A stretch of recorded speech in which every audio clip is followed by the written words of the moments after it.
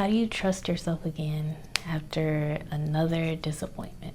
It's tough to think about because there's a lot of things in my life that I've accomplished, but there's also a lot of things in my life that I haven't done yet that I've had on my list of things to do for quite some time. And it can feel a little bit anxiety inducing to have to think about those things, and it can make it hard to start something new. Last night at 3 a.m. I caught myself thinking about this one thing that I had on my New Year's resolutions for the last 3 years in a row, and then I thought of another thing that's like that and another. So there's a couple things that I haven't been able to accomplish yet, but I don't think that's because they aren't things that I can do. I think it's just things that I haven't put my focus on, and so I try not to beat myself up about it. The anxiety from that one unchecked box can sometimes feel like it's chipping away at the one person that you're supposed to be able to rely on the most, the person that you're supposed to be able to trust the most, yourself. And if you aren't staying true to your word to yourself, then who else is, basically? So stick around so that you can hear the ways that I counteract this kind of thinking within myself and build up my self-trust, even when I'm not accomplishing everything that I want to, so that I can still accomplish the other goals that I am focused on. And when I do focus on those goals that I haven't accomplished yet, I'll be able to restart without feeling like I shouldn't even try. The first thing is really important for you to do is to break the cycle of negative self-talk. You don't want to be talking to yourself like you hate yourself, and that will never make you accomplish your goals. There's been so many studies that have proven that how you talk to yourself and how you affirm yourself really has a big impact on what you can accomplish and how successful you are, and just how likely you'll win and succeed. Changing how we talk to ourselves is really crucial, because self-criticism can easily turn into self-hate, and that can really detour you working towards your goals, because you won't see the worth in yourself and in pursuing your goals. You have to find some way to come to terms with your past standards not being met, and coming to terms with how in the future you'll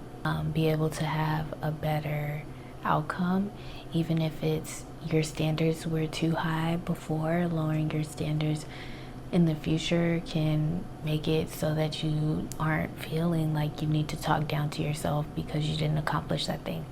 So just thinking more about how you frame your goals and come up with your goals is important, because you don't want to end up doing that. And then if you do fail, just thinking about how you will talk to yourself if you do fail. I wouldn't visualize it too much. You don't want to dwell on what happens if you don't, but you still want to be like, I will still love myself regardless. I will still, affirm that you are great regardless of if it happens or doesn't. And that can just build up trust with yourself to even have the courage to try. And a really great thing to do, I even did it at the start of the video when I'm talking about how I haven't accomplished some things on my New Year's resolutions over the last couple of years, but majority of the things I have accomplished and things that I put on my vision board usually come true. I think reminding yourself of your previous successes and how successful you truly are is very important, because that's how you continue to motivate yourself and continue to believe in yourself, because you know that you have the momentum going that you can succeed and you have before, so you will again. If you're triggered by the way that you've been tracking your progress, maybe switch it up. So I know sometimes it can be tough if you haven't accomplished a lot in your agenda. Maybe switch to a Notion database so that you can get your head off of the unseen tasks. In Notion, if I've just like been completely just off the rails for a couple of months, I'll restart my Notion and just copy those pages, add them to the archives, and delete everything out and start over with fresh databases.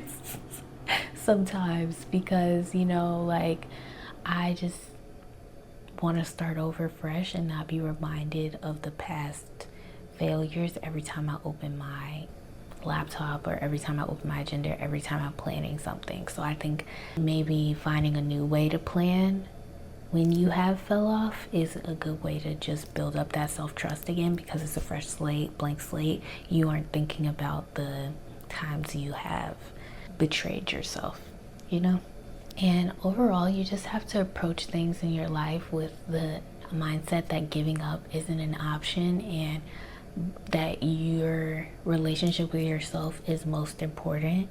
And when you lead with those two things in mind, you'll be able to just really push yourself to do better and trust yourself that you're going to put your best foot forward and to accomplish your goals.